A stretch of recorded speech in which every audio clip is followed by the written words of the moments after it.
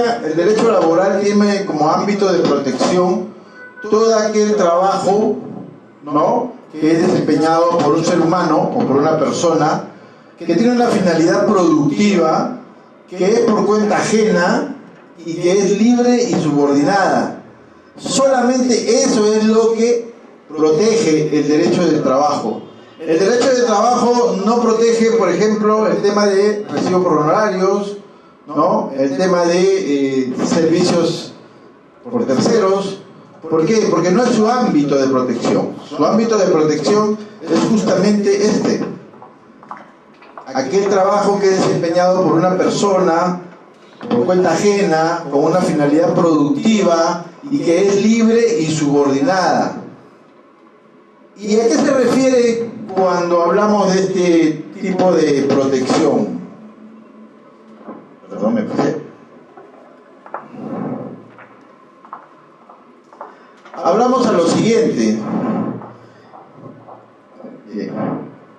Para que el derecho pueda tener como ámbito de aplicación, una de las cosas que se tiene que ver es si el trabajo tiene una finalidad productiva, significa obtener ingresos económicos o un bien patrimonial, aun cuando su intención no sea la única y en la realidad se alcance o no ese fin, ¿no? Que llegue a lograr el fin para lo cual se está laborando, ¿no? Para acá. De acá es. Así es. Bien.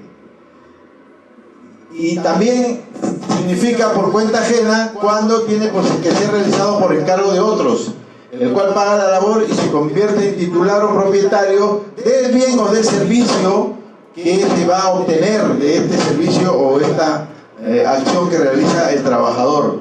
En este caso, el trabajador no puede trasladar la labor a otra persona. Tiene que ser ella misma la que hace la labor para que pueda estar bajo el ámbito de protección del derecho laboral. Y por trabajo libre se entiende que es una prestación por medio del cual ambas partes, tanto el empleador como el trabajador, se han puesto de acuerdo a efecto de determinar cuánto le van a pagar, cuál va a ser su trabajo, etcétera, etcétera. Y todo eso, ¿dónde se plasma? En el contrato de trabajo, ¿no? Ahí se plasma todo esto. ¿Ya? Entonces, y también se entiende por subordinado por la actitud que tiene el empleador para impartir órdenes al trabajador. Si yo fuera un trabajador independiente o de recibo por honorario, como se quiere hacer creer, el empleador no tendría que decirme a mí nada. ¿Por qué? Porque yo soy independiente para hacer la labor. Entonces, si el empleador me dirige o me explica qué cosa es lo que yo tengo que hacer para él, entonces ya deja de ser un trabajador independiente. No sé si no me estoy haciendo entender o no.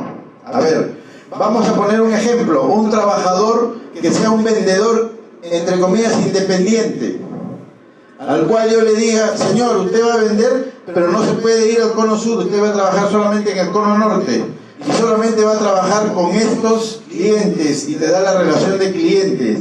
¿Es independiente esa labor o es subordinada? Subordinada. ¿Por qué? Porque están dando la zona, te están dando los clientes, entonces no podría ser más que una relación laboral.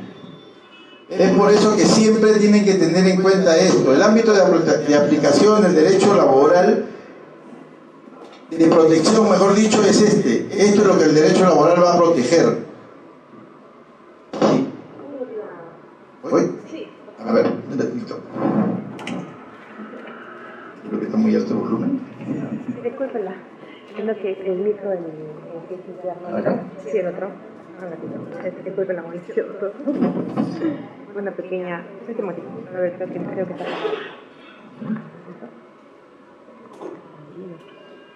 Hola, hola. ¿Cómo estás, Mauricio? A ver.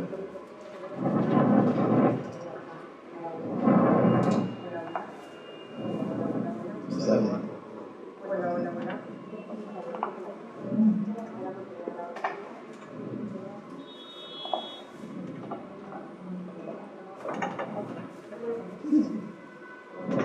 Hola, hola, hola, hola.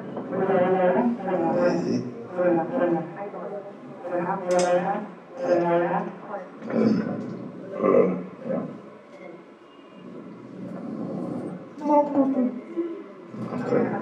hola, hola. Hola, hola, hola, hola. ¿No? Hola, hola. Hola, hola, hola. Ah, sí. Estoy más arriba, creo. A ver. Arriba vamos a ponerlo. No. Creo que tiene esta técnica. Hola, hola, hola. Hola, hola, hola, hola, hola. Se lo pongo.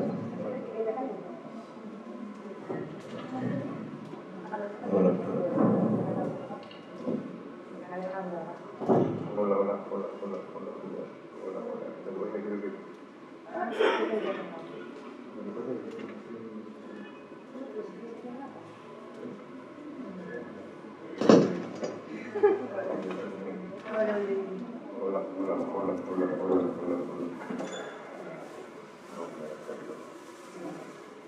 Hola, hola. Hola,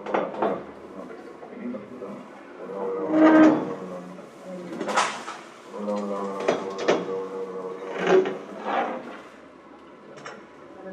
Hola, hola, hola, hola.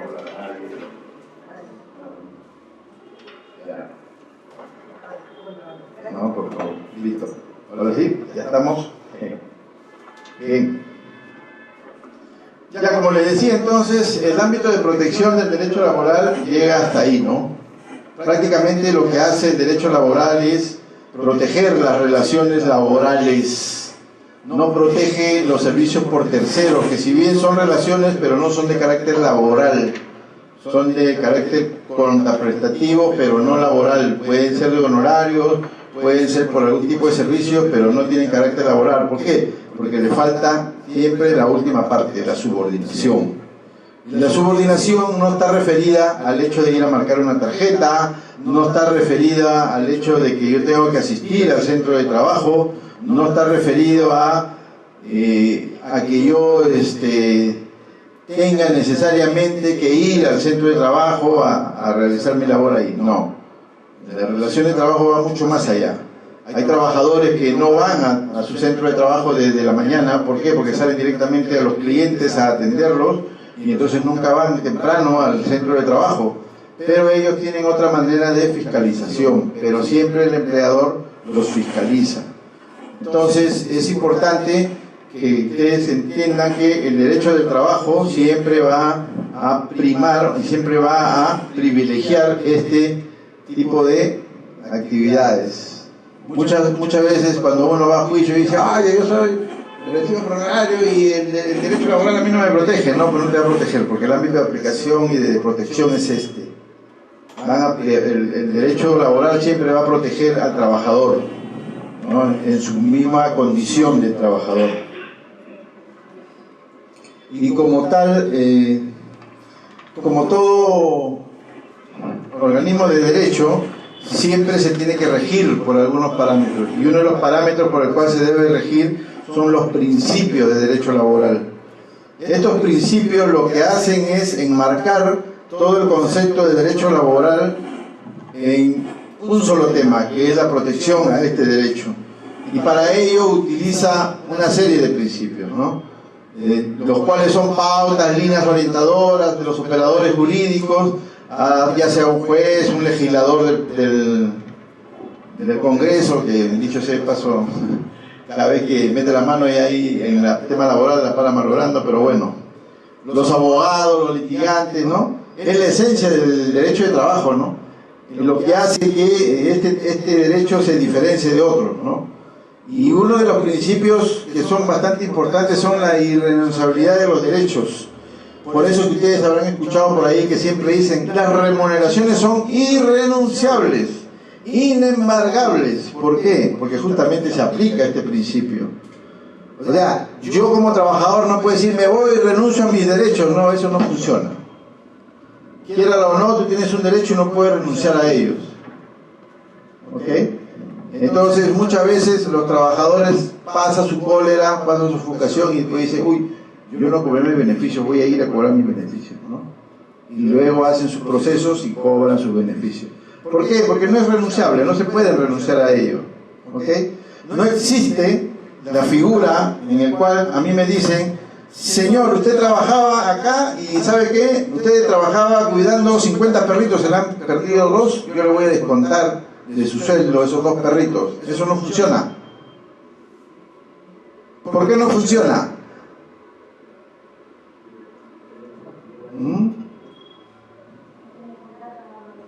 No, en el contrato puede decir todo lo que quiera, pero no funciona. ¿Por qué? Porque los 2 perritos no es parte de la labor del trabajador. Es decir, yo puedo tener como función cuidar a los perritos, pero si se pierden no son mi problema. ¿Por qué? Porque esa es parte inherente ¿a qué? Al negocio, pues. Y si yo le voy a pasar al trabajador la parte inherente al negocio, también le tendría que pasar por las utilidades. Y ningún empleador te pasa las utilidades, ¿no? ¿Por qué? Porque es un negocio de ellos. O algún empleador le da parte de las penas, aparte de la repartición de utilidades que la ley les exige, pero las utilidades, a algunos de ustedes el empleador ha dicho: oye, ¿sabe qué? Este año hemos ganado 50 millones, vamos a repartir entre todos los trabajadores. ¿Lo hace? No lo hace. ¿Por qué? Porque es parte de su negocio. Y entonces cuando se pierde una herramienta, cuando se malogra una herramienta, no pueden después agarrar y decirle al trabajador: oye, ¿sabes qué? Tú la estabas manejando, tú la malograste, tú la pagas. No, eso no funciona. Eso no es así. ¿Muerte de quién? No, pues es otro tema. Si se muere el trabajador es otro tema. Estamos hablando de la cuestión inherente al negocio.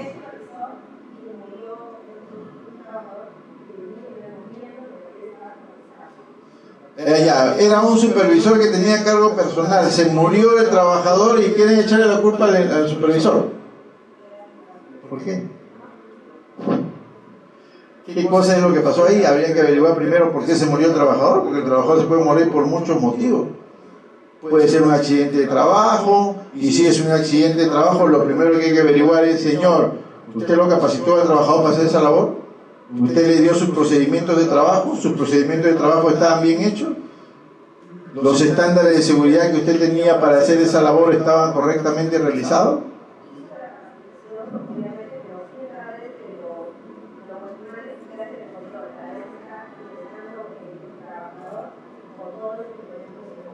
¿Y eso es suficiente? ¿Y eso es suficiente? ¿Qué cosas son los implementos de seguridad? ¿Alguien me puede decir? No, independientemente de lo que sea. Sí, señor. Es la última barrera para proteger al colaborador. Así es. Es la última.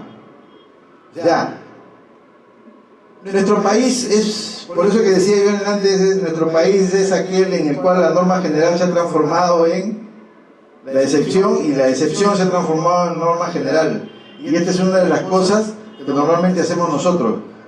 Todos los equipos de protección personal son la última medida de prevención que debe tomar el empleador. ¿Estamos? Y es la medida de protección. Cuando yo hice mi evaluación de riesgo y yo determiné qué peligros estaba expuesto el trabajador, lo primero que yo debía haber preguntado es: ¿puedo eliminar ese procedimiento? No lo puedo eliminar. ¿Puedo minimizar el riesgo? ¿Cuál es la acción que yo hice para minimizar el riesgo? Son controles. ¿Pero cuál es? O sea, yo para entrar a un sitio con equipo de protección personal, lo primero que tú me debiste haber dicho es: oye, ¿sabes qué? Yo he hecho todo el intento por minimizar los riesgos en esta área, pero no puedo, así que vas a tener que entrar con todos tus equipos de protección personal. Pero primero tú me tienes que demostrar que has hecho todo. No es solamente decirlo. En nuestro país es al revés. A todo el mundo que llega: toma tu equipo de protección personal, entra. Y cuando yo voy a hacer la inspección le pregunto: señor, acá usted ha puesto que todos estos equipos son obligatorios. Sí, señor, son equipos de protección personal. Perfecto. Tráigame su evaluación de riesgo de toda esta área y yo quiero ver dónde están las acciones de control que usted tomó antes de ponerle los equipos de protección personal. ¿Te lo traen? No te lo traen. No te lo traen. ¿Por qué? Porque es más fácil decirle al trabajador: ponte los equipos de protección personal. Y es lo mismo en la contratación laboral. En la contratación laboral es igualito. ¿Cuál es la regla general en la contratación de trabajadores? ¿Cuál es la regla general? Toda aquella relación que sea personal, remunerada y subordinada, ¿qué debe ser? Contrato a plazo indeterminado. ¿Correcto? Las excepciones, ¿cuáles son? Los contratos modales. ¿Por qué son excepciones? Porque solamente los contratos modales se hacen cuando los puestos de trabajo que se van a contratar son temporales. Acá en nuestro país es todo lo contrario. Piensan que la norma general es todos son contratos modales y la excepción es los contratos indeterminados. Es todo lo contrario. ¿Me entienden? Eso es lo que pasa, que nosotros como país siempre tratamos de buscar el beneficio personal o el beneficio empresarial en contra de lo que dice la norma general. Y es por eso que tú vas a los colegios y encuentras a todos los trabajadores o la gran mayoría de profesores corregidos por honorario. Y lo primero que te dicen cuando tú le preguntas, ¿y el señor por qué está corregido por honorario? No, él es profesor, es profesional. ¿Y ese es motivo suficiente para tenerlo corregido por honorario? ¿Qué cosa debe evaluar el empleador a la hora de contratar a una persona? ¿La calidad profesional de la persona o el puesto de trabajo que va a desarrollar? Así es, el puesto de trabajo. Ahora vamos a ver, cuando vemos contratos, el contrato laboral está en función al puesto de trabajo, no a la persona. Yo contrato a una persona, pero para cubrir un puesto de trabajo. Si el puesto de trabajo es permanente, yo no le puedo hacer contrato laboral temporal. Tengo que hacerle contrato indeterminado. Eso no tiene nada que ver. La prueba es dentro del contrato. La prueba no es fuera del contrato. No existe la figura que le venden a ustedes de que 3 meses de recibo por honorario porque estás a prueba. Eso no existe. El periodo de prueba es dentro de la contratación laboral, sea esta indeterminada o sea modal. Cualquiera. Y ahora lo vamos a ver. Pero esas son las cosas que ocurren en nuestro país. Es por eso que ocurren tantos accidentes y es por eso que ocurren tantas cosas. Porque no tomamos en consideración las cosas como deben ser. Las cosas que son de carácter obligatorio y general lo creemos que son excepciones. Y las excepciones las queremos poner como si fueran regla general. Y no es así. ¿Ya? Entonces, uno de estos principios de derecho laboral es la irrenunciabilidad de derechos. Nadie puede renunciar a su derecho. Yo como trabajador tengo mis derechos y tengo mis deberes, obviamente, pero yo no puedo renunciar a mis derechos. Nadie me puede obligar a renunciar a mis derechos. Yo como trabajador tengo derechos ganados desde que empiezo a trabajar y desde que firmo un contrato o desde que me inscriben a planilla, cualquiera de las dos 3 cosas. ¿Sí?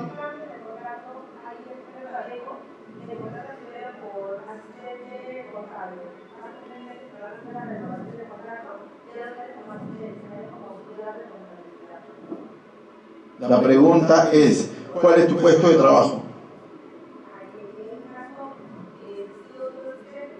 ¿Cuál es tu puesto de trabajo? ¿Y el asistente contable es de carácter permanente o temporal? ¿Y entonces por qué acepta que te hagan un contrato formal? Modales. No te pueden hacer un contrato modal. Es como si tú me dijeras, oye, el gerente general tiene un contrato modal. ¿Cómo puede? El contrato general, el gerente general es el gerente general, toda la vida va a existir el gerente general, su puesto es permanente. ¿Cómo le puedo hacer un contrato modal? No existe esa figura. El contrato modal es para un puesto temporal. Quiere decir que ese puesto yo lo puedo crear por 1 mes, por 2 meses, por 1 año, por 2 años, por 3 años. Y luego de eso ese puesto desaparece. Porque si se transforma en un puesto permanente, entonces ya no le puedo hacer, después del 3er año ya no le puedo hacer el contrato modal, tendría que hacerle ya indeterminado. Y no es que exista la figura de que a este trabajador lo tengo 4 años, 5 meses o 9 meses, y ya cuando va a cumplir los 5 años lo saco y pongo a otro y está bien. Eso no es correcto. Eso no es correcto. ¿Por qué? Porque el puesto es permanente, no pueden hacer eso. Los contratos modales no son para eso. Llámenlo. El puesto de trabajo permanente tiene que tener un contrato indeterminado porque es permanente, no es modal. Porque ninguna de las modalidades encajarían. Ninguna. Y ahora lo vamos a ver cuando lo estemos revisando. Otro principio del derecho laboral es la igualdad ante la ley, el trato y las oportunidades. ¿Qué quiere decir? Que todo ser humano, todo peruano tiene que tener igualdad ante la ley, igualdad de trato y sobre todo de oportunidades. ¿Qué quiere decir? Que en ningún momento cuando yo pido o hago una publicación pidiendo trabajadores puedo hacer o puedo poner algún rasgo de discriminación, como por ejemplo se necesitan personas femeninas de 1,70 m para arriba, blancas y de buena presencia. Eso es negativo, es discriminatorio. La edad también. Sí, dígame. Cuando hacen un requerimiento de personal específicamente de alguna universidad, ¿Diciendo qué? por ejemplo, se solicita ingenieros de específicamente poner una universidad o un instituto. ¿Es discriminatorio o no? Claro, claro que sí. Es discriminatorio. Entonces, el derecho laboral protege eso. ¿Te das cuenta? O sea, cuando hay muchas veces publicaciones en los periódicos de contratación de personal, siempre el Ministerio de Trabajo está revisando estas publicaciones. Y siempre cuando hay alguna publicación con connotaciones de discriminación, automáticamente mandan a un grupo inspector para que vaya a hacer la inspección. Porque ahí hay un tema de discriminación. Nosotros, por ejemplo, los inspectores, cuando salió la convocatoria para los inspectores, lo único que decía es título profesional, haber trabajado 2 años para el privado o en el Estado, sin edad, sin nada, y que tengan conocimientos, ni siquiera obligatorios, sino algún conocimiento de carácter laboral. Nada más. Eso es lo único que te pedían. Y es lo único que te piden hasta ahora. No te ponen edad. Cualquiera puede postular. Porque poner una edad, poner una condición, como es blanco, de buena presencia, etcétera, etcétera, primeramente que es subjetivo, ¿no? Y segundo, que es discriminatorio, pues. En este país, ¿cuántas personas son blancas? Poquísimas, ¿no? Y entonces, el tema pasa por ahí. Y este principio de derecho laboral protege esto, ¿no? Que todos sean iguales ante la ley, igual trato para todos, que tengan oportunidades todos, ¿no? Principio de continuidad y permanencia o estabilidad también, ¿no? Porque tú siempre lo que quieres cuando llegas a un centro de trabajo, ¿qué es? Quedarte, ¿no? Tener las mejores oportunidades ahí, que te den, que te mantengan, que estés estable en el puesto de trabajo, que puedas continuar con tus labores, ¿no? Para desarrollarte como persona y para desarrollar a tu familia como tal, ¿no? Pero si no te dan ni eso siquiera, ya, ¿qué puedes hacer, no? Tengo una pregunta. Tengo entendido que bajo un periodo de tiempo trabajando por otra empresa pasa a estabilidad, pero lo que he visto usualmente es que las empresas la cierran el contrato y esperan un periodo de años para poder realmente volver a contratar para evitar el tema de la estabilidad. Eso no es cierto. No existe eso. Eso no existe, para empezar. Vuelvo a repetir. La regla general en la contratación laboral es plazo indeterminado. Las excepciones son los contratos modales. Si tú vas a hacer contratos modales, tú me tienes que demostrar que realmente ese contrato modal tiene un sustento válido. Si tú no me sustentas, simplemente yo te voy a decir ponlos a todos en planilla plazo indeterminado. Y el plazo indeterminado es lo que antiguamente conocíamos nosotros como estabilidad laboral. Ahora ya no se llama estabilidad laboral, se llama plazo indeterminado. Porque nadie te va a hacer nada siempre y cuando tú no hagas nada tampoco. Malo me refiero. Porque para que te puedan sacar o tienes que haber hecho una acción grave o algún dolo o alguna cosa que haga que el empleador pues te pueda sacar del puesto de trabajo. Si tú realizas tu labor como debe ser, en forma adecuada, correcta y todo lo demás, nadie te va a sacar porque no tiene fecha de caducidad ese contrato. Por lo tanto es lo que antes llamábamos la estabilidad laboral. Lo que pasa es que la estabilidad laboral de antes, entre comillas, se malinterpretaba, pues. Decían, yo tengo estabilidad laboral, por lo tanto puedo hacer lo que me da la gana. Llegaban tarde, dormían en el trabajo, no realizaban su labor y nadie los podía votar, porque no había causa justa para votarlos. Entonces, esa mala interpretación de la estabilidad laboral es la que algunos todavía quieren retomar y que vuelva, ¿no? ¿Por qué? Porque hay muchas personas de esa época que estaban acostumbradas pues, a eso, ¿no? Pero en el nuevo esquema legal normativo laboral, si tú realizas tu labor adecuadamente y cumples tus metas y todo lo demás, nadie tiene por qué sacarte. Salvo, como le digo, que cometas una falta grave o hagas un dolo o alguna cosa de ese tipo, ¿no? Después, tienes ahí para rato. Yo ya tengo 11 años en inspección de trabajo, imagínense. Me vine por 5 nomás, ya me pasé.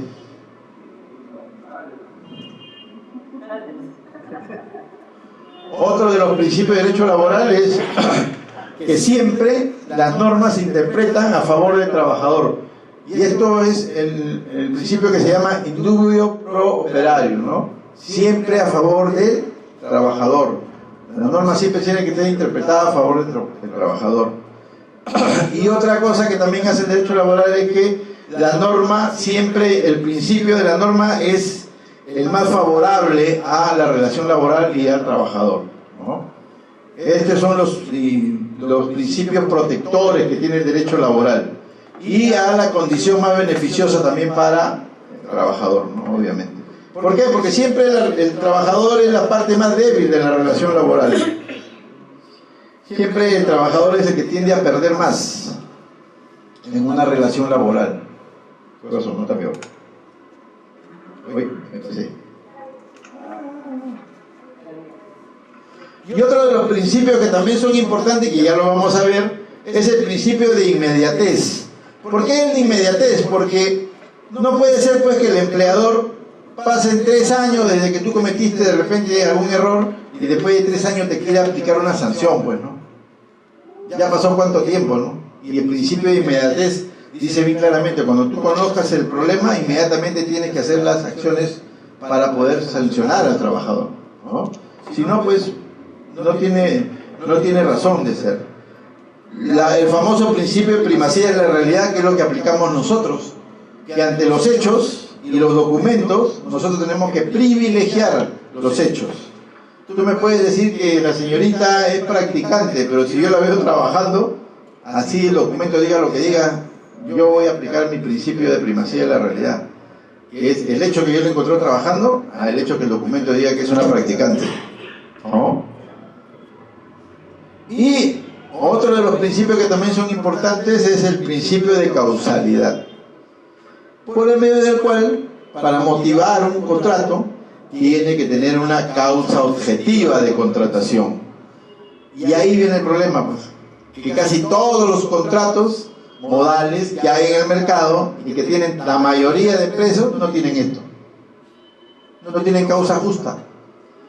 Me ponen, por ejemplo, contrato por necesidad de mercado. Perfecto. A ver, ¿cuál es su necesidad de mercado, señor? Mi necesidad de mercado es que en el mercado hay muchos productos iguales a los míos y yo quiero entrar al mercado. ¿Eso es correcto? ¿No? O me ponen por necesidades de mercado y cuando yo veo su venta en vez de subir se han ido al suelo. ¿Qué necesidad de mercado tiene? ¿No? Entonces, eso es lo que nosotros cuando vamos a ver contratos, lo primero que vemos es esto, el principio de causalidad, la causa objetiva de la contratación, que es la parte más importante del contrato. Todo lo demás es irrelevante, porque si yo llego a determinar que esa causa que han utilizado para ese contrato no es válido, todo el contrato no es válido. Y por lo tanto, así hayan tenido, como dicen los abogados muchas veces, no, pero la intención ha sido entre las dos partes y las dos partes se han acordado, no, vete un ratito, así no funciona. Esa es una mentira. El trabajador te firma porque necesita trabajar. Y al último el trabajador ni sabe siquiera qué cosa es lo que está firmando muchas veces. Porque él no sabe de leyes. Él sabe trabajar, pero no sabe de leyes. Por lo tanto, si tú no le explicas esto, no va a firmar. ¿Perdón?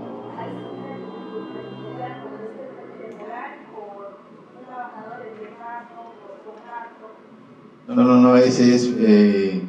claro, si tú en la causalidad pones que tú estás contratando por suplencia a una persona X, porque está supliendo a la señorita tal que está ahí en la pre y postnatal, entonces tú vas a poner la cantidad de fecha que le vas a dar de contrato a esa persona, mientras que la otra esté fuera. Cuando la otra regresa, ese contrato queda sin efecto y por lo tanto la señorita se tendría que retirar. Si ella continúa trabajando, entonces ya se vuelve indeterminado. ¿Por qué? Porque ella supo solamente para una situación que fue la de pre y postnatal de la persona. ¿No? Es para eso nada más. Ojo, que hay mucha mal uso de esto. Hay personas que lo contratan y le ponen suplencia. Suple al señor, suple al señor, suple a la señorita, suple al otro. Todo el mundo suple. Y entonces como tú vas a ver, dame todos los contratos de suplencia y te pones a revisar todos los contratos de suplencia, es una sola persona. Y él suple a todo el mundo. Y la pregunta es, ¿yo puedo suplir a la señorita? No, pues porque de repente la señorita es secretaria, sin menospreciar el cargo, y yo soy contador. ¿Qué sabré yo por el secretariado? ¿No es cierto? O el joven de repente es ingeniero industrial y yo lo suplo y yo soy abogado. ¿Qué sabré yo de ingeniería? ¿No? Y así ocurre, pues, lamentablemente en nuestro país así ocurre. A una persona que muchas veces ni siquiera tiene una profesión, lo ponen en diferentes sitios, a realizar diferentes actividades. Y se olvidan una cosa importante, que en cada actividad donde lo ponen, no le hacen en el contrato qué cosa, no le dan qué cosa, la hoja de recomendación de seguridad y salud en el trabajo. Y yo te apuesto que muchos de ustedes tampoco. ¿O sí? ¿Sí?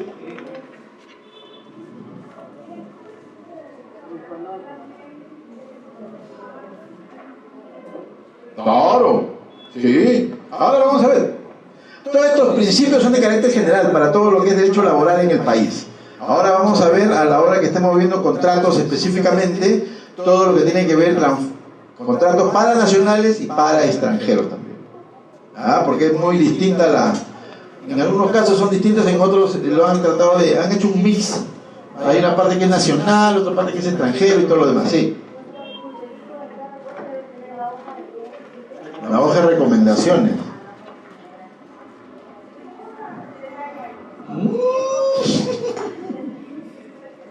Eso me dice de que no están poniéndolas.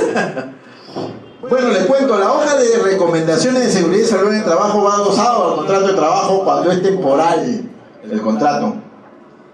¿Y qué cosa debe ir ahí? Debe ir la evaluación del puesto de trabajo. Yo contrato al señor para que sea portero, perfecto.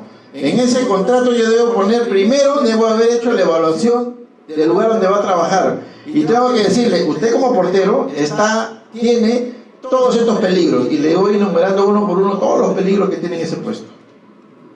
2, usted corre los siguientes riesgos. Y tengo que ponerle todos los riesgos que corre el señor en ese puesto. Y por último, 3, la empresa, sabiendo que usted va a laborar ahí, sabiendo los peligros que tiene y habiendo evaluado los riesgos, ha tomado las siguientes acciones de control. Y le digo cuáles son las acciones de control que yo he tomado como empresa, a efecto de que la exposición que usted tenga ahí sean las mínimas. Eso es lo que debe ir por escrito. Lamentablemente nadie lo hace.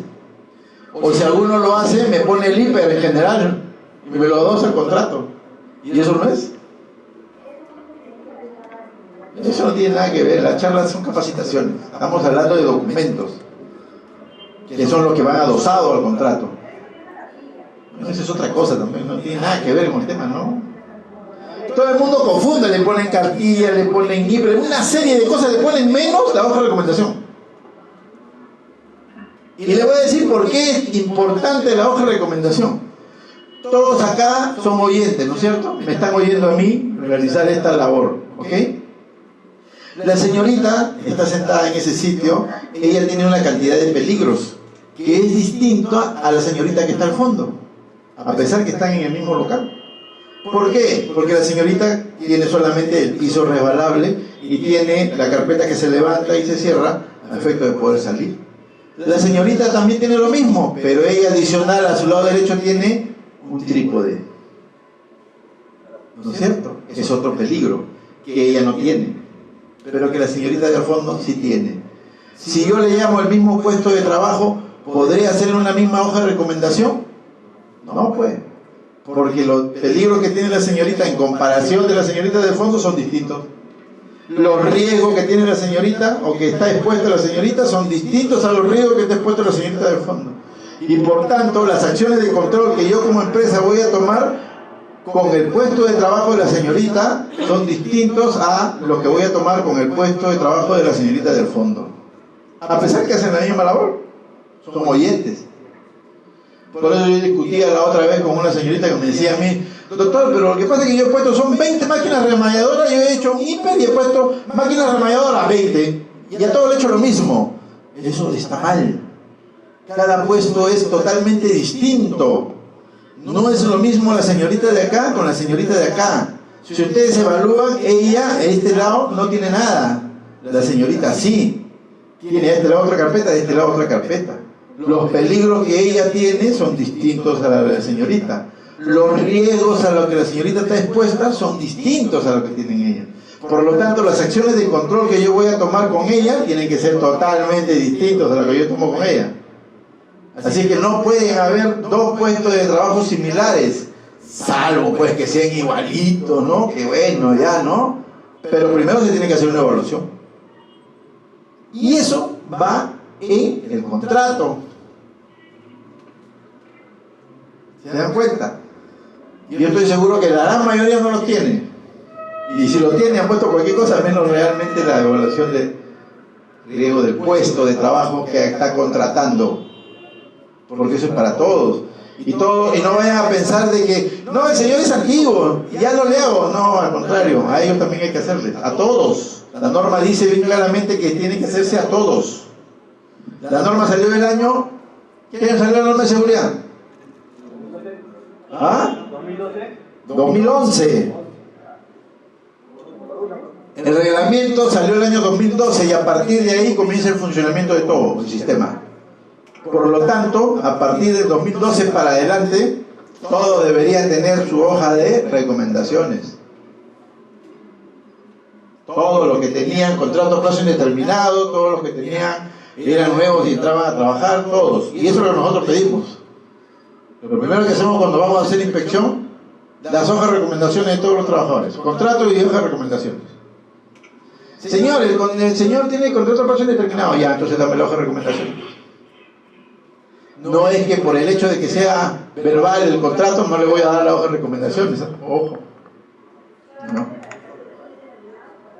Para todos, a todos les tienes que dar su hoja de recomendación. Eso está, ay, no me acuerdo ahorita, creo que está en la 52 de la Ley de Seguridad y Salud en el Trabajo. No me equivoco.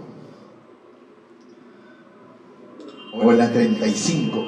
Creo que está en la 35, inciso C, si no me equivoco. Ahí está, no me equivoco. Ahí está, no me acuerdo. Estamos viendo la volante.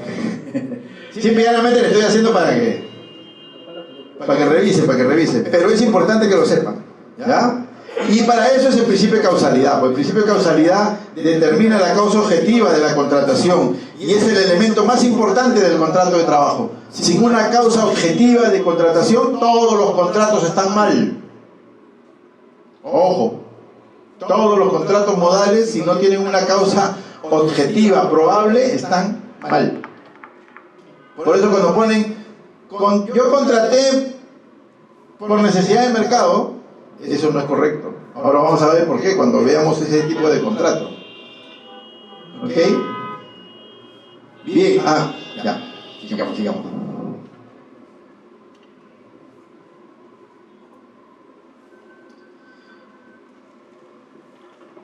Y acá hemos hecho un pequeño desarrollo que lo que trata de hacer es explicar un poco qué cosa es lo que significa cada principio, ¿no? Por ejemplo, el principio de reversibilidad de derechos se aplica en el caso que el titular de un derecho que nació de una norma imperativa pretende por su propia voluntad abandonar, renunciar a dicho derecho. Esta renuncia es inválida. ¿No? No pueden. Cuando hay un derecho, no lo pueden renunciar. Ejemplo, yo soy trabajador, voy a laborar en una empresa y yo tengo un hijo. ¿Qué cosa es lo que me tiene que dar mi empleador? La asignación puede estar muchos años en el puesto, pero eso no quiere decir que el hecho de que haya tenido tantos años en el puesto haya sido efectivo. Si yo te manejo por el tema de productividad y yo veo que has tenido 50 años en el puesto, pero tu productividad ha sido de más a menos, no le tendría por qué aumentar el puesto. El sueldo más bien debería bajártelo, porque tu acción productiva ha sido negativa. Entonces es muy subjetivo decir, tú ganas más que yo porque tú tienes más antigüedad en el puesto. La norma te habla de que para que haya una diferencia remunerativa tiene que haber un sustento más objetivo, no subjetivo. ¿No? Claro, tú me tienes que demostrar por qué el gerente de venta gana más que el gerente administrativo, pero con un tema objetivo, no con que sea subjetivo. Y la cantidad de años es subjetiva, ¿no? No es objetiva. Y la norma te dice que tiene que ser objetivo a la hora de hacer. Sí, dígame.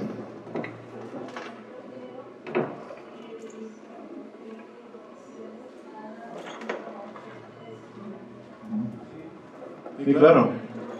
Bastante. Sí, sí, claro. Por eso le digo, lo que pasa es que los temas de remuneraciones en nuestro país toda la vida han sido subjetivos. Nunca han sido objetivos. Con esta nueva normativa lo que se está tratando de hacer es ser más objetivos en cuanto al tema de remuneraciones. Quiere decir de que se tiene que hacer una evaluación por metas, o lo que se llama por productividad, ¿no? Yo no podría evaluar, por ejemplo, a un gerente de administración y finanzas con los mismos indicadores que le evalúo a un gerente de venta. ¿Por qué? Porque el gerente de venta tiene otro tipo de metas. Su meta es vender. Y cuando más venda, va a ser mucho mejor para la empresa.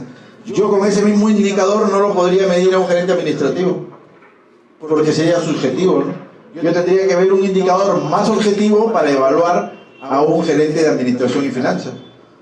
De repente ver si digo, el señor de finanzas, a ver cuántos créditos, cuántas líneas de crédito nos ha podido conseguir, cuántos préstamos hemos logrado conseguir, qué tasas de interés más bajas ha conseguido, a efecto de tener una medición más acorde con su puesto. De repente digo yo, ¿no?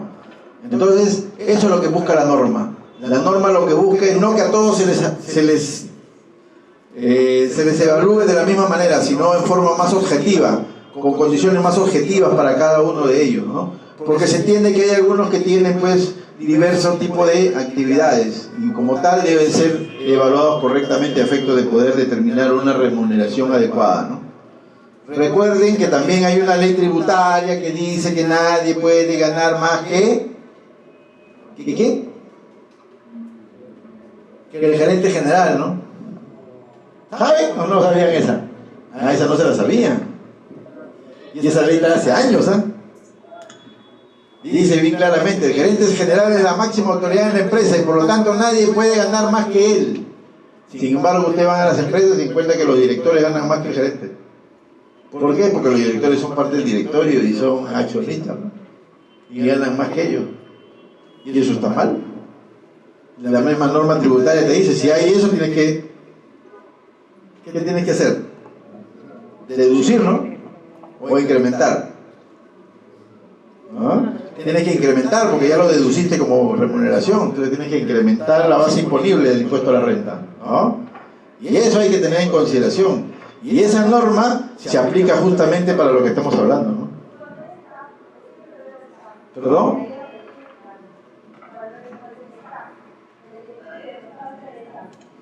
Pero, a ver, ¿qué cosa es el staff?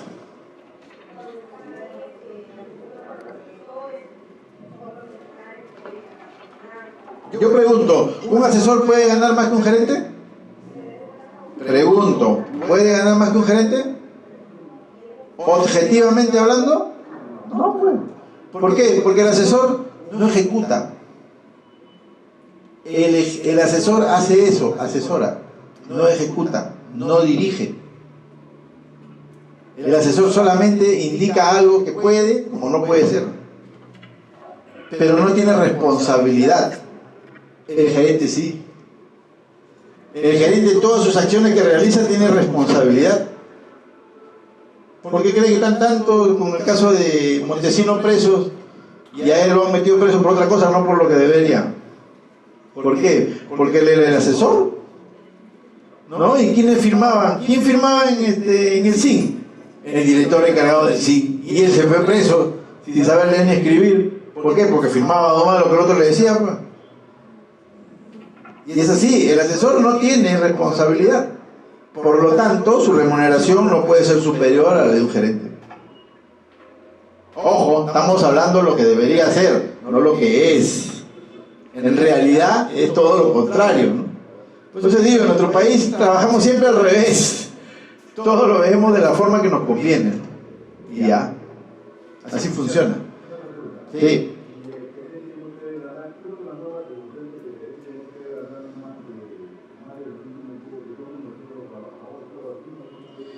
La norma del gerente general está en función a los ingresos. Tiene un... No tengo ahorita... La verdad que la norma no la tengo ahorita clara, pero yo sé que tiene un parámetro. Hay un parámetro que te dice cuánto debe ser la remuneración del gerente general.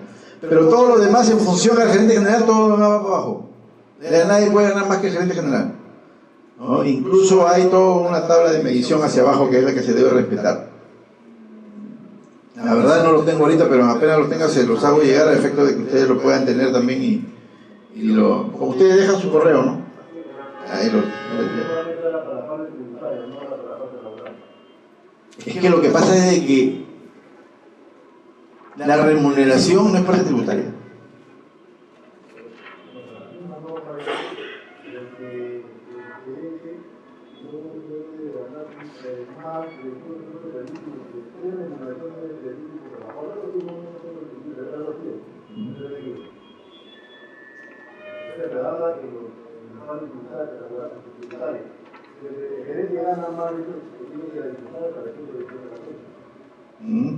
¿Y no le parece eso lógico? ¿No? Pregunto, ¿quiere decir que porque es un tema tributario yo no lo puedo aplicar al tema laboral?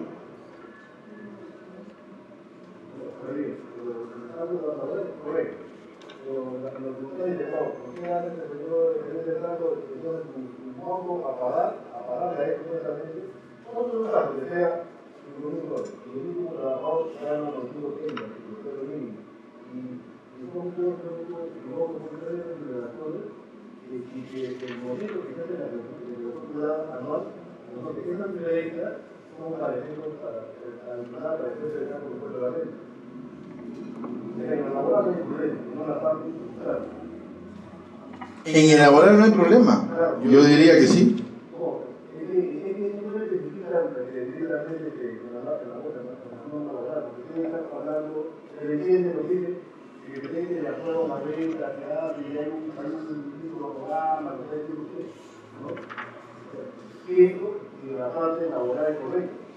Es que justamente nosotros como laboral vamos a ir a verificar eso.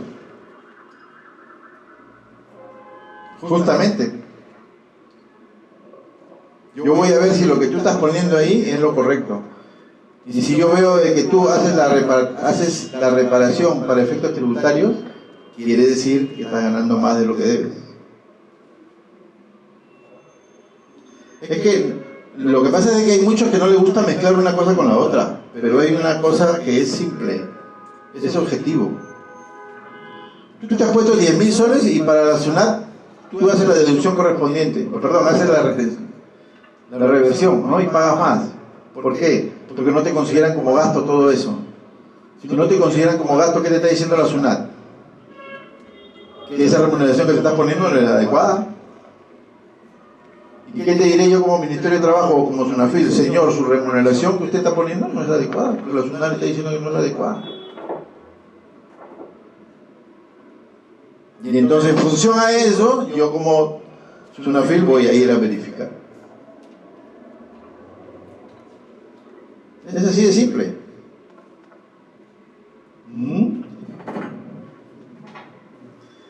Sigamos. Estamos viendo, ¿no? Principio de igualdad de la ley. Principio de continuidad, permanencia, estabilidad. Ese principio de continuidad parte de la premisa por el que el contrato de trabajo y el contrato de tracto sucesivo, claro. El contrato normalmente, cuando es indeterminado, es de tracto sucesivo. ¿Por qué? Porque continúa en el tiempo, ¿no? ¿Por qué? Porque el puesto de trabajo, como lo voy a repetir, es permanente. Entonces el contrato indeterminado es de carácter ya pues igual permanente, ¿no? ¿Ya? Y tiene su duración, pues está determinada de acuerdo a lo que se establece en el contrato mismo, ¿no? De principio de interpretación a favor de trabajadores, lo que llamamos el indubio pro operario. El principio del indubio pro operario enuncia que si una norma le permite interpretarse de varias maneras, siempre se debe priorizar el tema de que sea a favor del trabajador. ¿Por qué? Porque se entiende que el trabajador siempre es la parte más débil de la relación laboral. Entonces siempre este principio va a ir, cuando se interpreta la norma, a favor del trabajador, nunca en contra del trabajador. Otro principio que es de la norma más favorable, cuando exista un conflicto entre dos normas, siempre se va a privilegiar el que está a favor del trabajador. Siempre. ¿Ya? Y por último, la condición más beneficiosa es que consiste en mantenerse las ventajas alcanzadas por los trabajadores de actos anteriores, ¿no? Ejemplo, los pactos colectivos, ¿no? Hay pactos colectivos que vienen de años y hasta ahora se siguen aplicando a los nuevos trabajadores que llegan. Ejemplo, los trabajadores de construcción civil. Los trabajadores nuevos de construcción civil, sus remuneraciones que le pagan son altísimas. ¿Por qué? Porque a través de los años, los sindicatos, las federaciones de construcción civil han venido por medio de pacto colectivo ganando una serie de beneficios a través del tiempo y que ahora los trabajadores nuevos gozan. Y es esto, ¿no? De la condición más beneficiosa, ¿no? Siempre se privilegia eso, la norma siempre va a privilegiar eso, de que a pesar que es muy antiguo, pero es de aplicación al trabajador. Es como, hay una norma que justo yo venía discutiendo con un colega, decíamos el tema del recargo de consumo. Ustedes saben que la norma de recargo de consumo en los restaurantes antes era obligatoria por ley y tenía un cuadro de distribución para todos sus efectos. Luego de eso se cambió la norma y se estableció que los recargos por consumo no son obligatorios para todos los restaurantes. Y aquellos restaurantes que lo vayan a poner tienen que ponerlo en la lista. ¿Y ustedes han visto una lista donde haya recargo de consumo? Ninguna. ¿Qué quiere decir? Que no te podrían cobrar el recargo de consumo, porque en ninguna lista está, ¿no? ¿Y cuál es la finalidad de este recargo de consumo? De que de ahí salga para los trabajadores, porque eso es lo que nosotros llamamos las propinas. Así es. Es que antes era obligación que tú le dejes propina al trabajador, y como no le dejabas, salió la norma que decía que era recargo de consumo. Y ahora es igual, lo único que pasa es de que ahora no han establecido la tabla de distribución. Entonces tú vas a una empresa grande de comida, no voy a decir nombre porque me da cólera cada vez que la veo, pero bueno, y tú vas que del recargo de consumo que hizo durante todo el mes, el gerente general se lleva 50.000 soles, el gerente de finanzas se lleva 40.000 soles, el gerente de ventas se lleva 30.000 soles, el contador se lleva 25.000 soles. ¿Y sabe cuánto se lleva el mozo? 100 soles. 100 soles de sus propinas. Por eso. 100 soles de sus propinas. Y entonces cuando yo fui a hacer la inspección, el contador en una forma muy sarcástica agarra y me dice: sí, pues la norma no dice cuánto debo repartir. Ah, qué bien, le digo. Perfecto. Entonces yo también en una forma sarcástica le digo: pero en la norma dice que tiene que ser un acuerdo con los trabajadores y tú no me has traído el acuerdo. Así que o me traes el acuerdo o te multo. Así de simple, ¿no? Nunca me trajo el acuerdo, porque no se iba a poner a decirle a los trabajadores cuánto ingresaba de propinas para ellos. ¿Han sumado lo que yo les he dicho? ¿Cuánto van? Más casi 100.000 soles. Y ojo, no te afecta quinta, no te afecta cargas sociales, no te afecta nada. Quiere decir que el gerente se lleva esos 40.000, 50.000 soles al bolsillo sin pagar nada. Así de simple.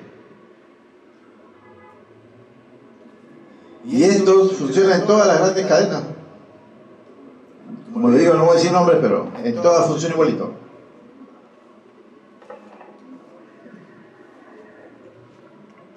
Así que, como yo le digo a mi amigo, la próxima que vaya a comer a tu restaurante voy a pedirte la carta y voy a ver si ya has puesto el regalo de consumo, si no, no te pago. ¿No? Y estos son pues parte de los principios que maneja el derecho laboral para efecto de evaluar todo lo concerniente a la relación laboral con los trabajadores y el empleador, ¿no? El principio de inmediatez, como contenido del derecho al debido proceso, ¿no? Constituye un límite de facultad sancionadora. Como les decía yo, si tú inmediatamente a que tú le encontraste que el señor estaba robando no iniciaste un proceso administrativo, estás faltando este principio de inmediatez. Entonces, después de un año que pasó eso, no puedes venir a decir, oye, ¿sabes qué? Te voy a sancionar por eso que me hiciste hace un año. No, un momentito, ya pasó, ya. Usted no me sancionó en su momento, ya usted ya no me puede sancionar. Y esto ocurre para todo, ¿eh? El principio de primacía de la realidad, lo que yo les decía, ¿no? Yo voy a una empresa y encuentro a alguien trabajando y cuando me entregan los documentos me dicen, no señor, él es practicante. Y yo no le vi nada de practicante porque estaba chambeando. Y entonces nosotros aplicamos este principio. Primacía de la realidad. Los actos antes que los documentos. Los documentos pueden decir todo lo que quieran, como decía un filósofo peruano, papelito manda, ¿no? Decía, ¿no? Pero acá no aplica.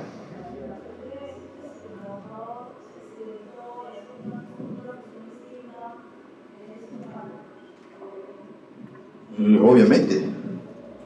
Yo te contrato para que... A ver, yo te contrato para que tú me veas todo lo que es control de calidad.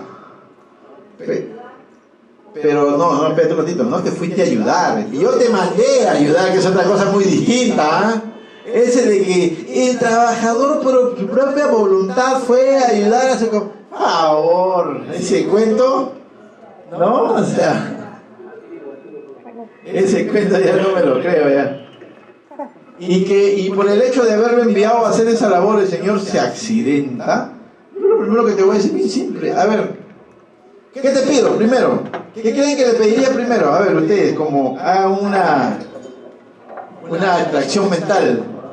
Yo tengo un trabajador que estaba laborando en control de calidad y como no tenía mucha chamba, lo envié a la línea de producción. Y en la línea de producción sufrió un accidente. ¿Qué es lo primero que le pediría al empleador? Contrato. Segundo. ¿Ah? ¿Tu manual de funciones y responsabilidades? Manual de funciones y responsabilidades. No hay. Las empresas no tienen. ¿Tu procedimiento de trabajo?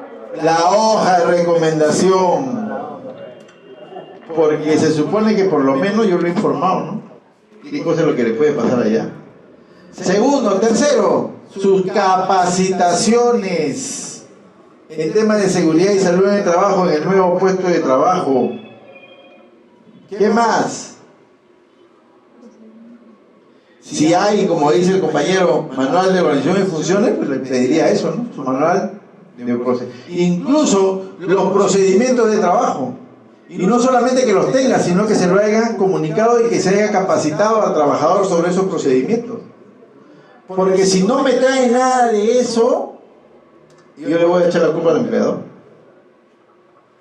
Usted es el responsable de que ese señor se haya accidentado.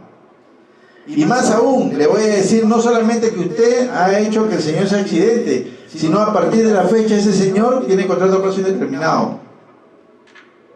Porque la norma dice, El contrato se desnaturaliza cuando el trabajador realiza una labor distinta para la cual fue contratado.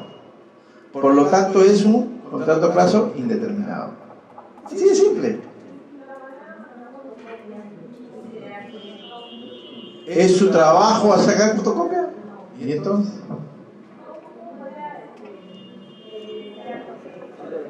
Fácil, pues tú lo mandas a sacar fotocopia, se accidentó sacando fotocopia. Yo lo primero que voy a ir como inspector le voy a preguntar: ¿qué hacías tú sacando fotocopia? No, el gerente me mandó. Señor gerente, ¿usted lo mandó al señor a sacar fotocopia? Sí, señor. ¿Lo contrató para sacar fotocopia? No, señor. Listo. Plazo indeterminado y usted es el responsable del accidente. Así de simple.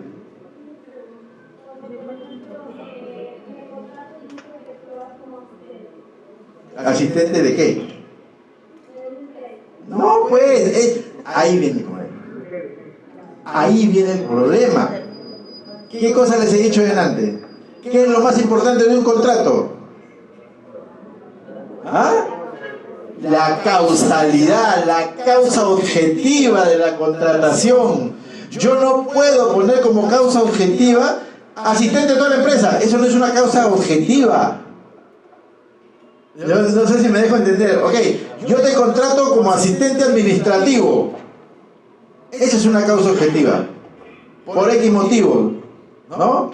Porque, ¿sabes qué? Tengo sobrecarga de trabajo, se ha incrementado la producción y yo necesito un ayudante más y por lo tanto te contrato por 6 meses, por decir, para que tú me ayudes temporalmente.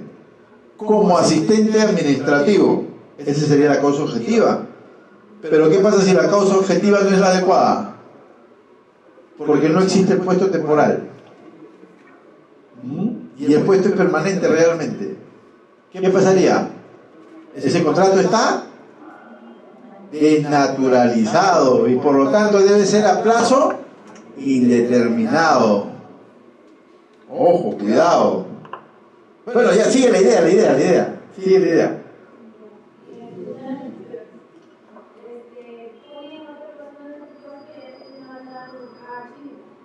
Te cambian de puesto.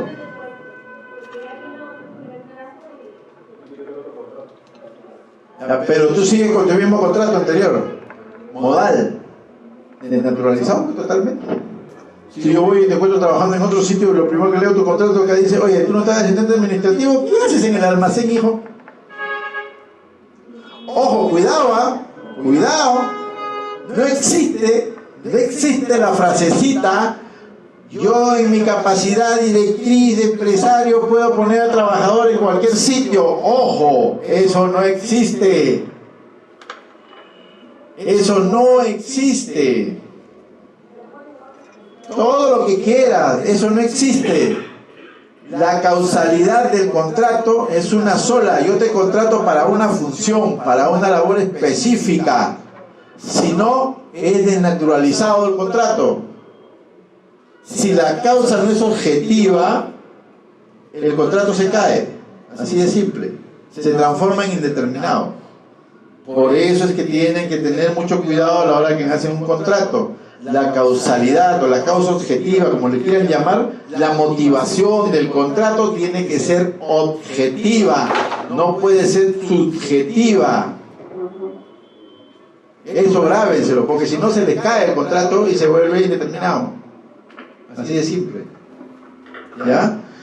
Y entonces estamos viendo que el principio de primacía de la realidad es eso, ¿no?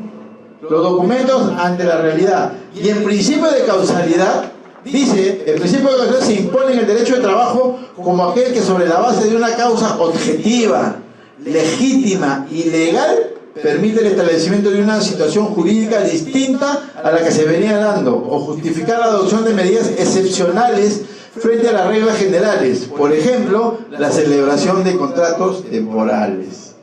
¿Cuál es la regla general? Todos los contratos son indeterminados. ¿Cuál es la excepción? Los contratos modales.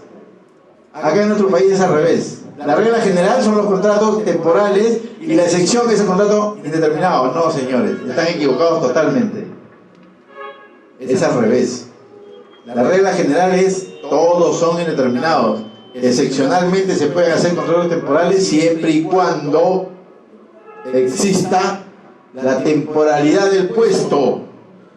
Ojo, grábense. Yo contrato una persona para cubrir ¿qué cosa? Un puesto de trabajo. Si ese puesto de trabajo es permanente, no le puedo hacer contrato temporal, tengo que hacerle contrato permanente. Y el único contrato permanente que existe en nuestro país, ¿cuál es? A plazo indeterminado. No hay más.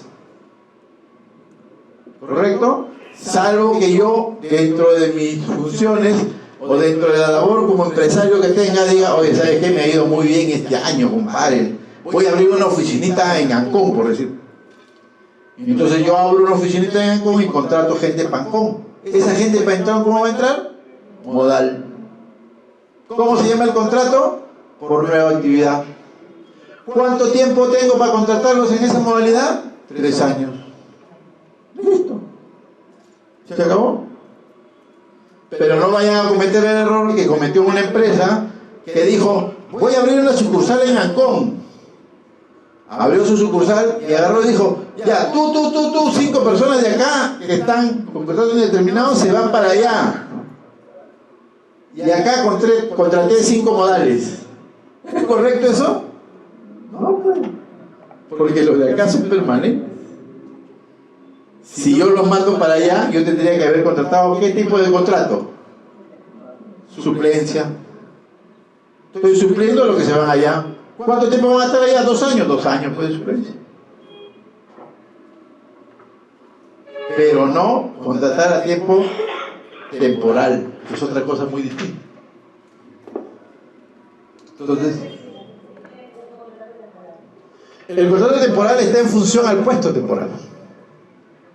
Si el puesto es temporal, yo le hago un contrato temporal. Por eso le decía yo, si yo hago un local allá en Ancón, la norma dice que yo puedo contratar temporalmente durante 3 años para ver si ese local funciona bien o no. Tengo para 3 años para hacer la evaluación financiera, económica, de productividad, a ver si es rentable para mí. Si no es rentable para mí, simple y llanamente lo saco y ya los trabajadores terminan su contrato y ahí acaba. Igual tienen todos sus beneficios. No tiene nada que ver con los beneficios laborales. Sí.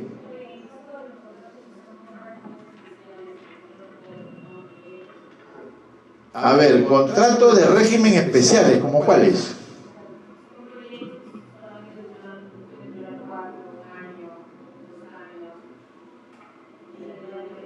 Pero eso no es un contrato especial.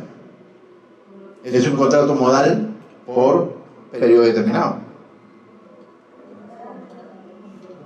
La parada de planta. La parada de planta dura 1 día, 2 días, 3 días.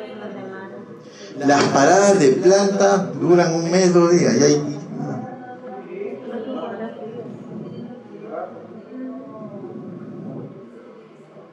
no te entendí.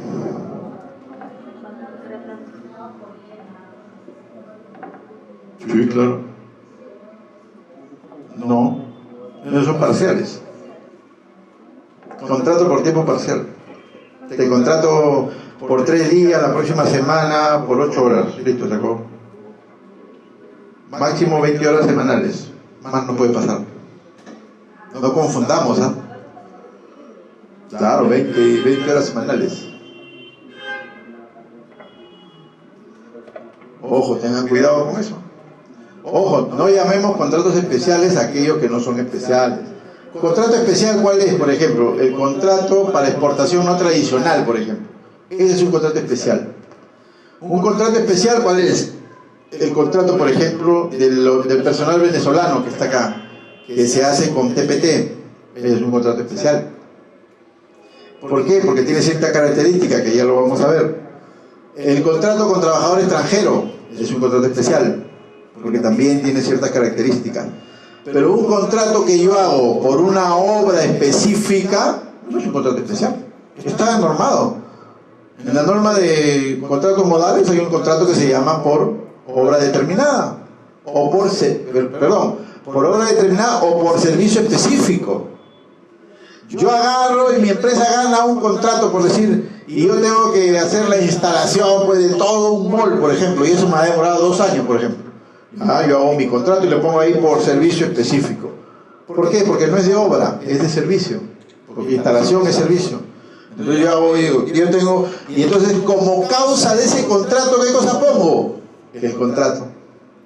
Habiendo yo ganado, a la empresa habiendo ganado la licitación o el concurso público, o no sé, como le llamen, o la buena pro de tal servicio que va a durar 2 años, necesito contratar personal nuevo. ¿Por qué? Porque mi personal permanente que yo tengo no se va a dar abasto para realizar esa labor. Por lo tanto, temporalmente contrato a fulanito, sutanito, metanito, para las labores de ¿qué? De electricista, de no sé, X.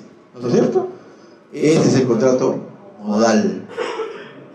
Porque es temporal, porque va a durar lo que dura el contrato. Sí, dígame.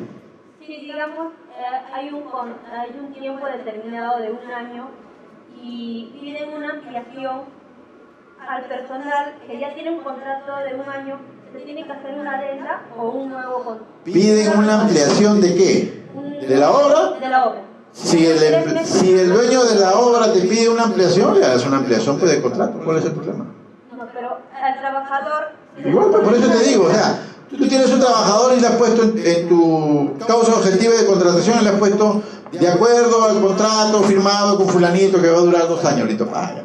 Termina los 2 años y justo 1 mes antes de que termine te dice, oye, ¿sabes qué? Mira, me ha quedado pendiente esto, te voy a incrementar el tiempo, ¿no? Del trabajo y te voy a dar 2 años más o 1 año más. Te pondrá por su contrato, ¿no?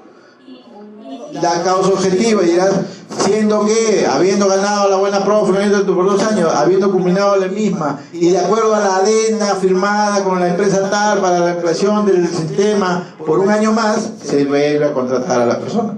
Pero así como una adenda o un contrato nuevo. No, es el mismo. O sea, a ver, si está vigente todavía el contrato y todavía no se ha ido, tú le puedes hacer una adenda.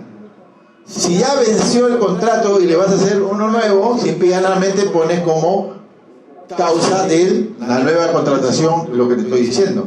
Que habiendo habido una nueva adenda del servicio que tú estabas haciendo, necesitas cumplir con esa adenda y por lo tanto necesitas ampliar la contratación de esos trabajadores. Pero se tiene que poner, ojo, la causalidad es objetiva, no es subjetiva. Volvemos a lo mismo. ¿Cuál es tu objetividad en el caso de que me están diciendo ustedes? Hay un contrato y hay una adenda. Eso es lo objetivo. Y para cumplir ese contrato y esa adenda yo tengo que contratar gente. Listo. Ahí está la objetividad. Nadie me va a poder tirar abajo ese contrato porque yo estoy objetivamente contratando al trabajador para eso. Nada más. Terminado eso, chao. Nos vimos. Chao, te pago tus beneficios laborales. Nos vemos. Listo. Se acabó. Porque ya acabó. No hay despido arbitrario, ¿por qué? Porque ya acabó. Pero es correcto poner, hacer adenda 1, adenda 2, ¿sí? O... Dependiendo, pues, si la persona al cual tú le estás brindando el servicio va ampliando tus servicios con adendas, puede ser, pero la ley te dice que tienes un tope, 5 años. Más de 5 años ya no, pues no. Pero hay que ser objetivos en la contratación. ¿Ok? Bien. Ahora, no es lo mismo que la empresa B me contrate para realizar la implementación de todo el sistema eléctrico del mall del norte y después la misma empresa me haga para hacer del mall del sur. Yo no puedo sumar ambos y decir que es lo mismo, ojo, objetivamente no es correcto. Yo solamente podría hacer eso cuando la adenda me diga que voy a incrementar el servicio en el mall del norte. Porque si dice que es para el mall del sur, ya es otro contrato, es otro tema, discúlpeme, es otro tema muy distinto. No sé si estoy siendo claro en el tema. Puede ser la misma empresa, pero los contratos pueden variar.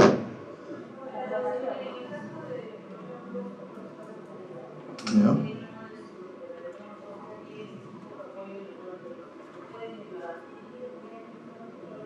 Pero claro, ¿tú lo has contratado para estar dónde?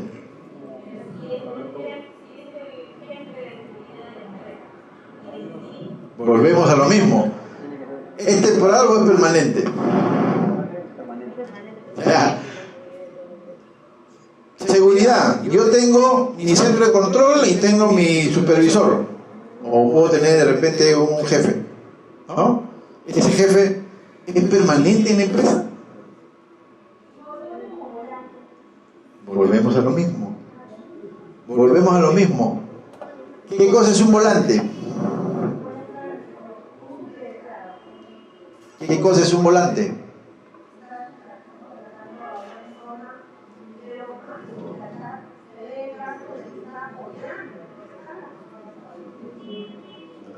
¿Qué es un suplente? Vuelvo a repetir.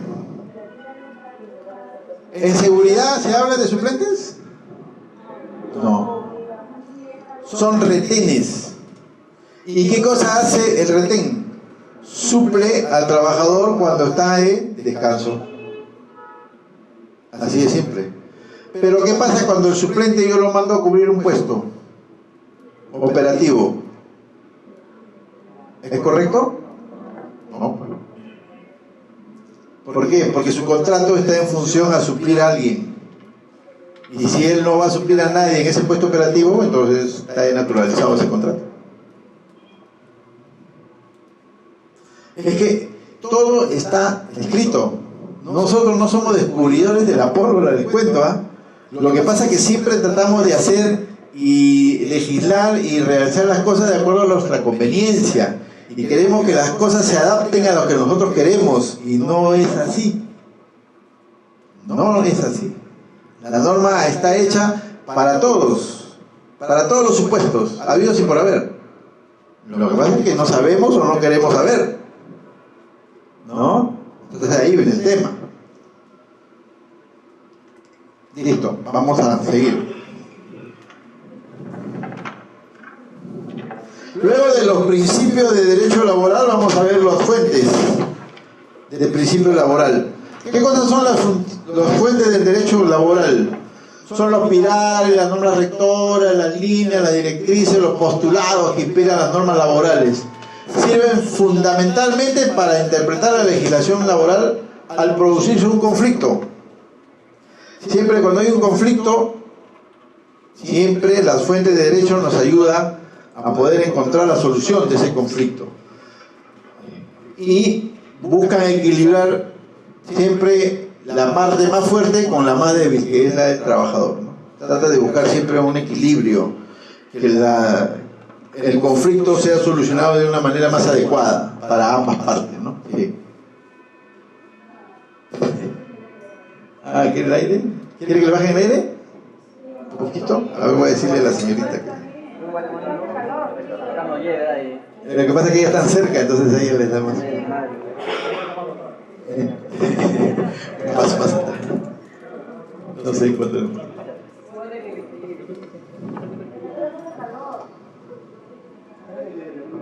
Ya acabamos. Bueno, y entre la fuente de derecho, ¿cuáles están? Por ejemplo, interpreta las normas laborales cuando las normas no son suficientes para esclarecer una situación, ¿no? Cuando hay un tema de discusión de normas, mayormente las fuentes de derecho te permiten llegar a una conclusión y decir, oye, ¿sabes qué? Esto es aplicable a tal cosa, ¿no? Tal norma puede ser aplicable en este sentido, al efecto de solucionar el tema, ¿no? En el caso del juez laboral, al momento de emitir una resolución o una sentencia, siempre va a buscar una norma que lo ayude a él a solucionar el conflicto, pero que esté enmarcado dentro del derecho laboral, ¿no? Entonces siempre va a haber esta fuente de derecho, le va a servir al juez, ¿no? Y es normativa la fuente de derecho en algunos casos porque se aplican supletoriamente cuando existen vacíos en la norma. Ejemplo, la inspección de trabajo. ¿Ustedes saben cuál era la norma base de la inspección de trabajo? La ley 28806. Era cuando se implementó. Ahora, ¿cuál es la norma predominante en la inspección de trabajo? La ley de administración general, de la 27444. Así de simple. Entonces, los jueces, cuando vayan a aplicar el tema de la inspección de trabajo, no solamente van a utilizar la norma, la 28806, sino también la 27444, que es la Ley General de Administración, que antes era un tema de de norma supletoria, o sea, cuando no estaba establecido en la norma de carácter general, que era la norma de inspección de trabajo, supletoriamente se utilizaba la norma de administración general. Ahora no, ahora se aplica ya directamente la norma de administración general, ya no es supletorio, sino ya es obligatorio, ¿vea? Entonces las cosas son distintas. Entonces para eso sirven las fuentes de derecho, ¿no? Para poder llegar a determinar y solucionar conflictos laborales, que en la realidad en nuestro país es bastante común, ¿no? Y aparte de esto, ¿cuáles son los sujetos de una relación laboral? Los sujetos de una relación laboral son dos, pues, ¿no? El empleador y el trabajador. Así de simple. No hay más sujetos de una relación laboral.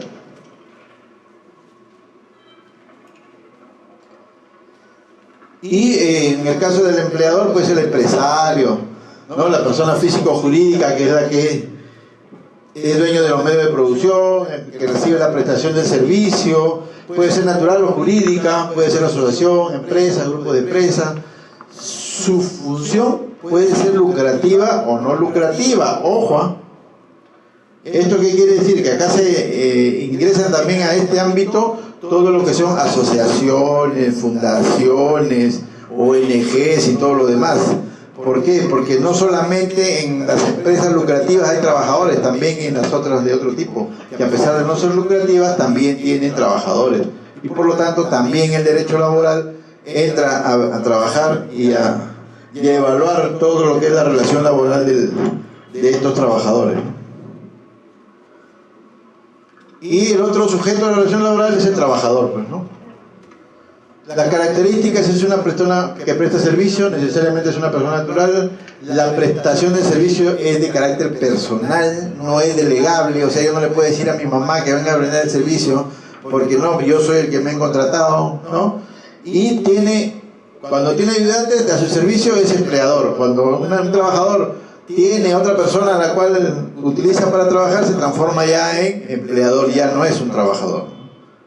Entonces eso es lo que pasa. Un trabajador no puede designar un reemplazo cuando no pueda cumplir con su prestación. El empleador puede aceptar un reemplazo, pero se generaría un nuevo vínculo laboral. ¿Ok? Porque el vínculo laboral justamente es una de las características, es que la prestación es personal, ¿no?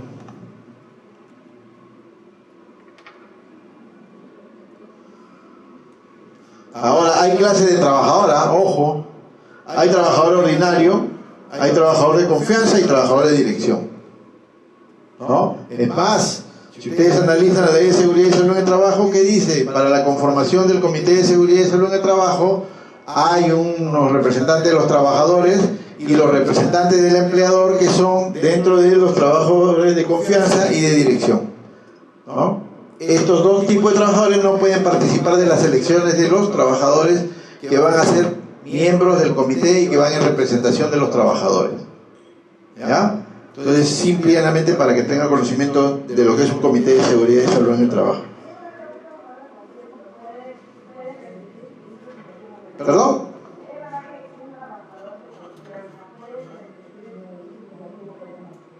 Un trabajador de confianza puede prescindir, si no te entendí. A cualquiera puede despedir en cualquier momento.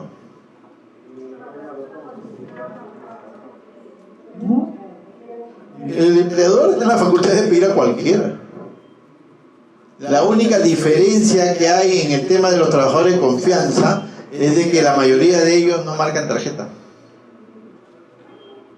No están sujetos a fiscalización.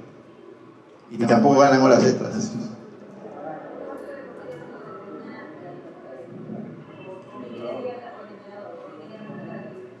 De acuerdo a la ley de competitividad y productividad laboral, el prestador de confianza tiene unas características. Hay un grupo de características que debe tener. No es que al empleador se le ocurra decir él es mi prestador de confianza y ya, no. Tienen unas características. Es más, para efectos de la elección en el comité, lo primero que se tiene que hacer con los trabajadores de confianza es verificar si cumplen con las características que establece la norma, para que tú puedas determinar si es de confianza o no. ¿Okay? Y para el personal de dirección es fácil, pues el personal de dirección es todo aquel que tiene a su cargo trabajadores desde el supervisor hacia arriba.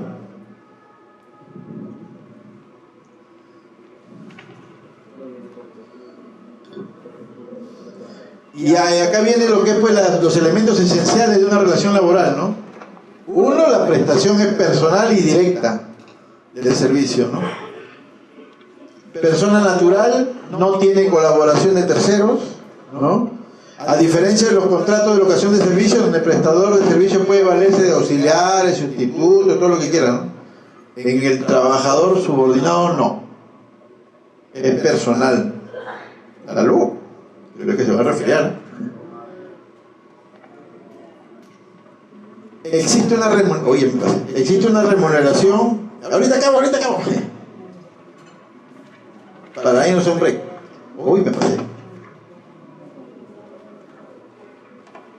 Existe una remuneración, tiene carácter contraprestativo, íntegro de lo que el trabajador recibe por su servicio y puede ser en dinero o en especies. Siempre que sea a su libre disposición. Ahí sí no estoy de acuerdo, porque que te paguen en especies, ¿para qué trabajo entonces si me van a pagar en especies? Pero la norma dice que sí. ¿No? La norma dice que sí, lamentablemente. Ahora, esta remuneración es base en cálculo pues, para beneficios sociales, para gratificaciones, para todo, ¿no? En el caso del trabajo se llama remuneración, en el caso de los independientes se llama honorarios, ¿no? Es la diferencia que hay. Otra característica de la relación laboral y que también está relacionada con el contrato de trabajo es que hay una subordinación, ¿no? Este es el elemento más importante de la diferencia entre una prestación de servicio y una relación laboral. Ahora, el poder de dirección del empleador se manifiesta en tres facultades: de dirigir, de fiscalizar y de sancionar. ¿Ok? Por eso que le decía yo, no es necesario muchas veces que tenga un horario de trabajo, no es necesario que vaya a marcar tarjeta. ¿Por qué? Porque mientras que el empleador tenga la facultad de fiscalizar, está cumpliendo dentro del tema de subordinación. Mientras que el empleador tenga la facilidad de dirigir, también. O mientras tenga la facultad de sancionarlo. ¿Ustedes han visto alguna vez recibo por honorarios que han sido sancionados? Yo he visto cantidades, les cuento. Y todavía son tan inocentes que los mandan con memorándum. O si no, agarran y le mandan un memorándum diciéndole: oye, por si acaso a la hora de entrar es 8:30, andas llegando tarde. Les cuento. Así somos ingenuos. Y queremos hacer participar. No, es recibo por honorario, es independiente. ¿No? Y entonces es complicado el tema. Pero existe. Eso es lo que me quiso hacer una empresa a mí. Me mandó mi memo por no llegar temprano. Imagínense, yo estaba con recibo por honorario. Ahora, hay elementos indiciarios que te pueden permitir ver una relación laboral cuando tú vas haciendo las indagaciones, ¿no? Los rasgos típicos de laboralidad son un horario de trabajo, una prestación en el centro de la empresa, quiere decir que la labor se realiza en el lugar de la empresa. La empresa te proporciona correos o materiales, o la prestación es exclusiva para un solo empleador. Muchas veces tú lees las contrataciones, los contratos de prestación de servicios y dicen: el servicio es de carácter exclusivísimo. Es decir, le estás poniendo eso, le estás diciendo que es laboral, pues no. Porque no existe en independiente un contrato que sea exclusividad. Salvo pues que le pague la exclusividad, ¿no? Que bueno, ya, eso sí tendría que ser muy importante la persona, o muy profesional, o ser muy escaso su labor de repente para que le puedan hacer eso, ¿no? Y otros rasgos atípicos hay, por ejemplo, la incorporación de trabajadores, por ejemplo, el proceso productivo, ¿no? Oye, si lo estás incorporando al esquema organizacional de la empresa, no puedes decir pues que es recibo por honorario. Es netamente un trabajador. El carácter permanente del puesto de trabajo, no es lo que le decía, ¿no? Si el carácter es permanente, es trabajador, pues no puede ser otra cosa. Y tiene que estar el contrato a plazo indeterminado. No hay otro. Los cargos gerenciales, ahí solamente a la norma de tercerización establece que pueden haber algunos cargos gerenciales que sí son, ¿cómo les puedo decir? Contratados por terceros, ¿no? Hay algunas empresas que contratan otras empresas para que gerencien su empresa. Entonces esta empresa y manda a sus gerentes por medio de un documento, ¿no? Pero la norma dice que tiene que ser puesto a disposición de, o sea, tiene que ser el conocimiento de todos los trabajadores para que sepan con quién van a tratar, ¿no? El tema de exclusividad que estábamos hablando también es un típico rasgo laboral, el control el efectivo del trabajador y la continuidad y la permanencia, ¿no? Estoy laborando, me recibo por horario por 5 o 6 años con el empleador haciendo lo mismo y mis recibos son concurrentes, o sea que si 1, 2, 3, 4, 5, 6, 7, 8, es el único empleador al que yo le giro el recibo. ¿Hay laboralidad ahí o no? Puede ser, ¿no? Rasgos típicos que pueden ser. Entonces eso es importante que sepan, ¿ya?